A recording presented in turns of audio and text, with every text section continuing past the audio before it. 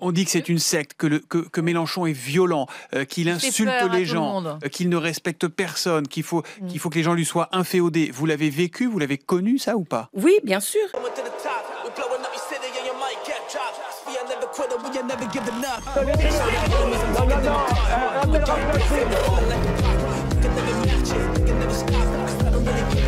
Vous fumez, monsieur?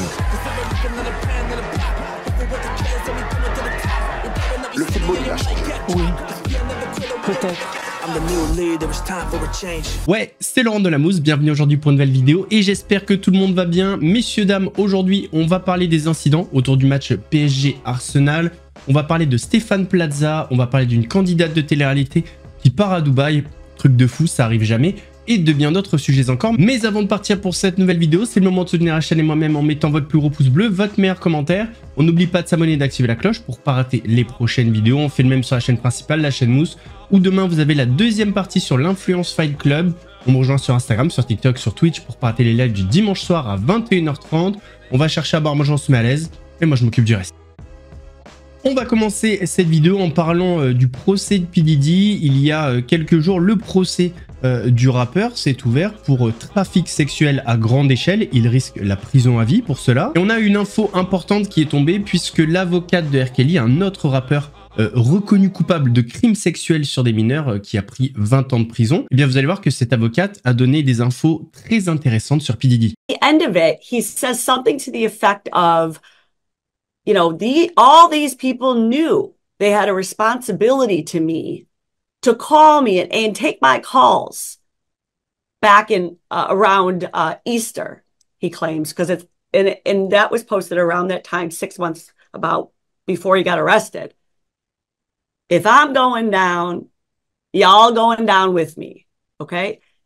What that is, and I've talked about this with R. Kelly, okay? He is saying, listen, guys, none of y'all are calling me back. None of y'all are listening. None of y'all want to talk to me now. Well, guess what? I'm going down and that's fine, but you're going to go down with me. Jean-Marc Morandini en approche, je répète, Jean-Marc Morandini en approche. Ah non, Jean-Marc, on était sur des adolescents. Là, on est plutôt sur des adolescentes. Norman en approche. Parlons maintenant de Nicolas Bedos. Donc, il a été condamné en octobre 2024 à 1 an de prison, dont 6 mois avec un bracelet électronique. Et pourquoi il a été condamné? Eh bien, pour des agressions sexuelles qui sont survenues en 2023 sur 2 femmes. Ce qui fait qu'on reparle de lui en ce moment, c'est qu'il vient de sortir un livre. Le livre s'appelle La soif de honte. Et dans ce livre, il se fait son propre avocat. Quand on sort un livre, il y a toujours une campagne promotionnelle pour vendre le livre, forcément. Et il s'est retrouvé sur le plateau de Quelle époque? Face à un sniper, pas n'importe lequel, Paul de Saint-Cernin. Et on sait que Polo, en ce moment, il est en forme. Et ça a pas raté, il a pris sa bastos. Le livre s'appelle La soif de honte, c'est à l'Observatoire. Tout l'argent récolté grâce à la vente de ce livre va être reversé à une association de victimes. Tu le sais pas, je viens de le décider, mais... L'invité, auteur du livre La soif de honte, enfin, auteur, on sait pas vraiment, bon bref, a tenté de se défendre, mais il aurait pas dû. Il a pris une balle de calibre bien plus grosse que la précédente. C'est sérieux ce qu'on dit là? C'est sérieux ce qu'on dit là? Oui, mais c'était une manière de te montrer que c'est important le consentement. Bah oui. Tu vois, je décide que l'argent est reversé à cette association sans te demander ton avis. La soif de honte. Et je trouve que derrière les punchlines de Paul Saint-Cernin, il y a une vraie question, à qui profite la honte? Parce qu'en fait, ce livre va rapporter de l'argent, va peut-être aider à redorer son image.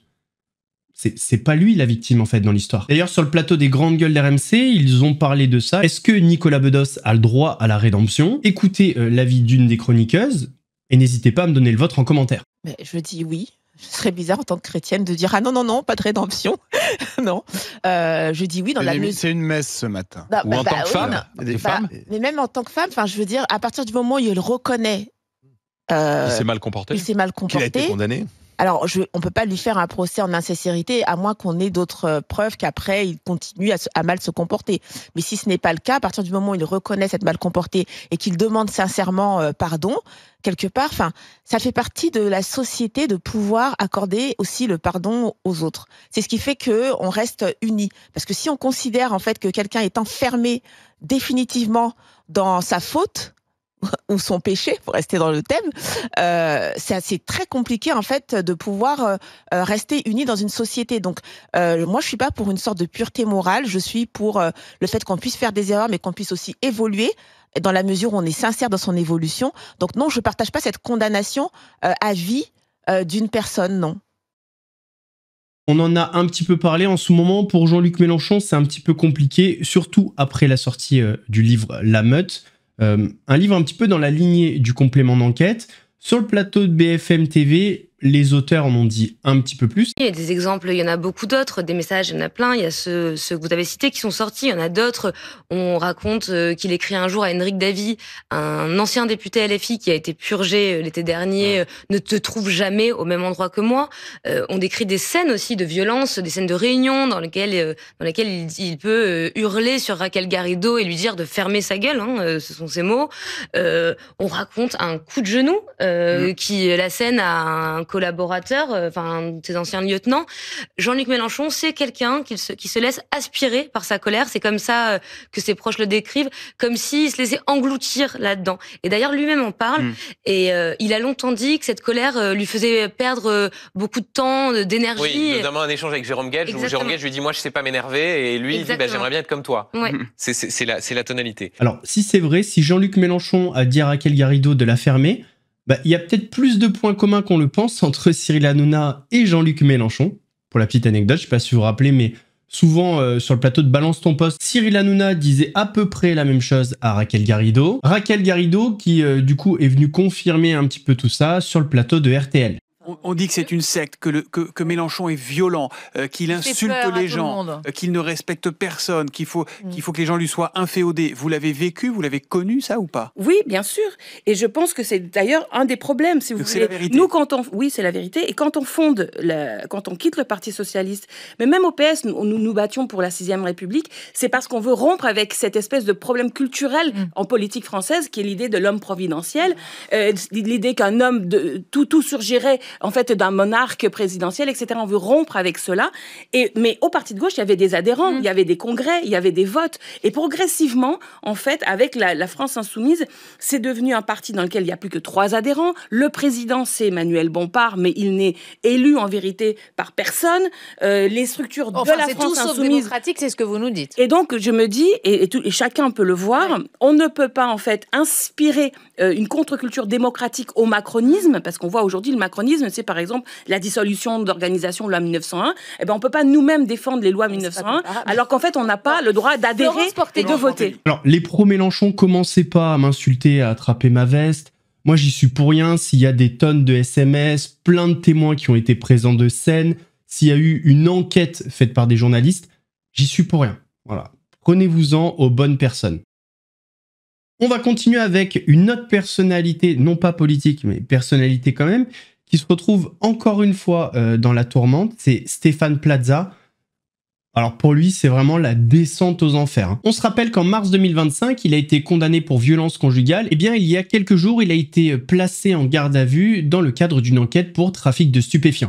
Parmi les informations de la soirée, Stéphane Plaza, qui est ressorti libre de sa garde à vue, aucune poursuite n'est engagée contre lui. Non, l'animateur avait été interpellé lundi soir à Bougival chez lui dans les Yvelines dans le cadre d'une enquête pour trafic de stupéfiants. Alors ses avocats disent qu'aucune quantité de drogue n'a été retrouvée à son domicile, contrairement à ce qui a été dit ou écrit.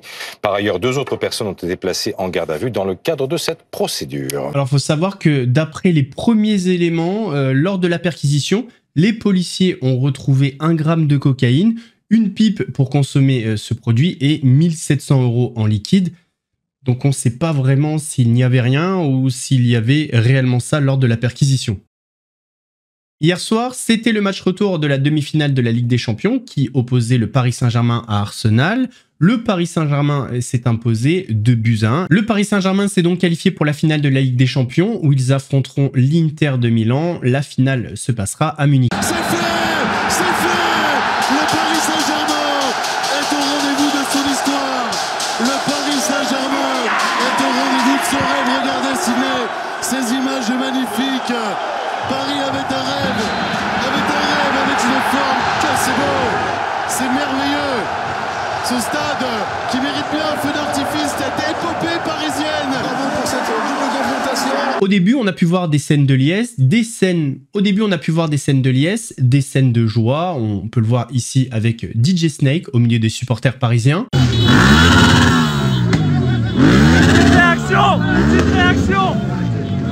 Une réaction, ça plaît. Unique, on arrive, on est en finale, on en est.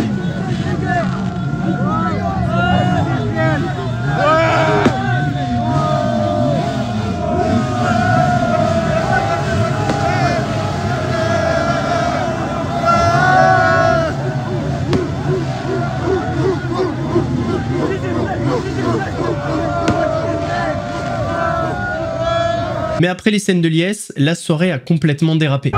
Une voiture qui fonce sur des supporters parisiens. Au sol, plusieurs personnes coincées sous les roues. Révoltée, la foule prend d'assaut le véhicule avant que le conducteur ne décide de passer en force. Au moins 3 personnes ont été blessées au cours de ces débordements. Il a fauché tout le monde. Et moi, du coup, j'ai fait un salto, j'ai perdu mon téléphone, lui, il a perdu sa casquette. Dans le quartier des Champs-Élysées, des véhicules incendiés, des panneaux de signalisation renversés, des vitrines fracassées.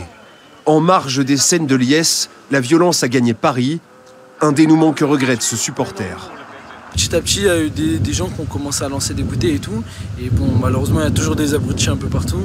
Ce qui a fait que ça a créé un peu un mouvement de panique avec la police qui ont tiré et tout. Selon la préfecture de police de Paris, au moins 43 personnes ont été interpellées cette nuit. Alors moi, je comprendrai jamais toute cette violence autour du football. Vous le savez, j'ai joué au rugby toute ma vie. Quand je vois ça, je suis halluciné. Alors, je dis pas qu'il n'y a pas de violence dans le rugby. Hein. Attention, il y a de la violence voilà, sur le terrain. Ça arrive parfois aussi entre supporters.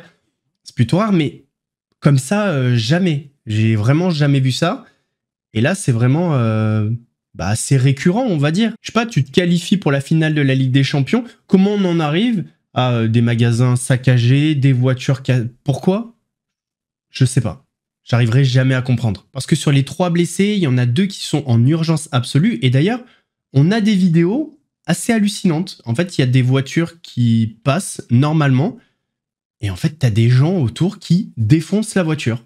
Comme ça, sans raison. Enfin, en tout cas, on n'a pas la raison. De toute façon, je vois pas quelle raison pousserait des gens à défoncer une voiture.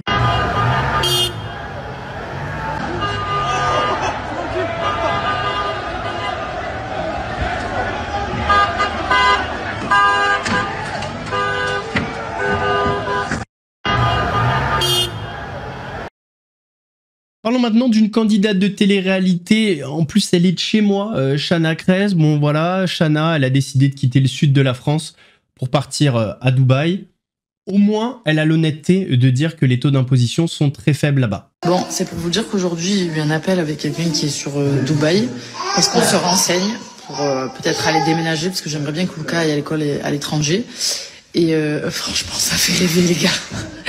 Le taux d'imposition n'a rien à voir avec ce qu'on paye nous ici. On paye quasiment rien là-bas. Il fait beau toute l'année. Pour les écoles, c'est des écoles internationales. Alors, faut savoir que dans les crèches là-bas, c'est que des femmes qui travaillent. Je trouve ça bien. Je trouve ça très très bien même. C'est pas si compliqué que ça pour s'y installer. Les informations que j'ai eues. Enfin, franchement, il y a plein de choses positives. Après, est-ce que dans le quotidien, c'est vraiment bien tout le temps comme ça? Dans tous les cas, vu ce qui se passe en ce moment ici, c'est pas très compliqué pour que ça soit mieux, qu'on se le dise. En vrai, elle est plutôt honnête dans sa vidéo. Elle dit que voilà, l'imposition fait rêver. C'est vrai que la sécurité, ça fait rêver. Là-bas aussi, on va pas se mentir. Après, est-ce qu'elle va rester très longtemps ou est-ce qu'elle va faire comme beaucoup d'influenceurs, c'est-à-dire aller là-bas et revenir parce qu'elle s'est rendue compte que la vie est extrêmement chère entre les loyers, les assurances, l'école pour le gosse, puis le coût de la vie. On verra. En tout cas, on lui souhaite plein de bonheur. Alors, je sais pas si vous le savez, mais en ce moment, sur Internet, il y a un vrai débat. Les hommes se posent cette question, alors pas tous les hommes, mais certains. Est-ce que 100 hommes peuvent battre un gorille? Alors, je sais, vous dites, mais ils sont cons, ces hommes. Laissez-nous, on est des grands enfants. La question mérite d'être posée. Eh bien, figurez-vous qu'on a peut-être un début de réponse grâce à un champion UFC. J'espère que je vais bien dire son nom. Merab Dvalishvili. Oh, pas mal. Eh bien, Merab, il s'est fighté contre un gorille. Et il a gagné.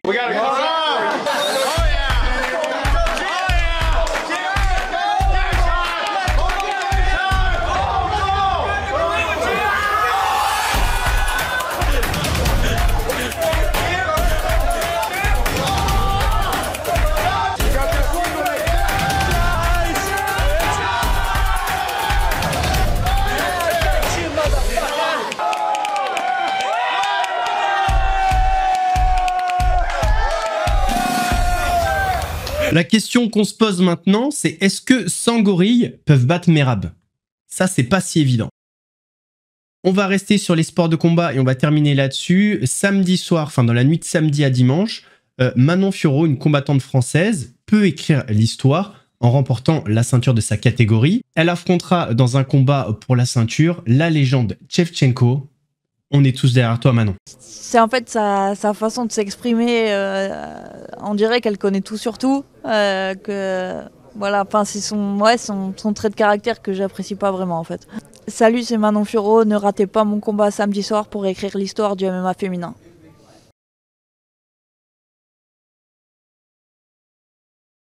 On va pas le rater et on sera aussi derrière Benoît Saint-Denis. Messieurs, dames, on arrive à la fin de cette vidéo. J'espère qu'elle vous a plu. Si c'est le cas, votre plus gros pouce bleu, votre meilleur commentaire. On n'oublie pas de s'abonner et d'activer la cloche pour pas rater les prochaines vidéos. On fait de même sur la chaîne principale, la chaîne Mousse, où demain je vous sors la deuxième partie sur l'Influence Fight Club. Vous allez voir plein d'infos, ça va être croustillant. On me rejoint sur Instagram, sur TikTok, sur Twitch pour pas rater les lives du dimanche soir à 21h30. On va chercher à boire un malaise et moi je m'occupe du reste. Mais qu'est-ce que je raconte, moi? J'ai fait ça comme si c'était l'intro. Nous, on se donne rendez-vous samedi pour une nouvelle vidéo action. En attendant, prenez soin de vous. Laurent Delamousse vous salue. Et je peux même pas remettre ça sur la fatigue. Il est 11h30. J'ai pas d'excuses.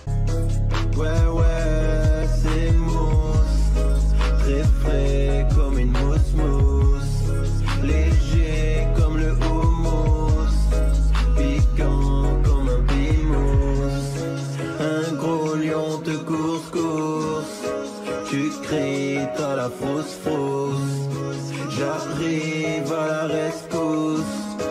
Regarde, ouais, c'est moi.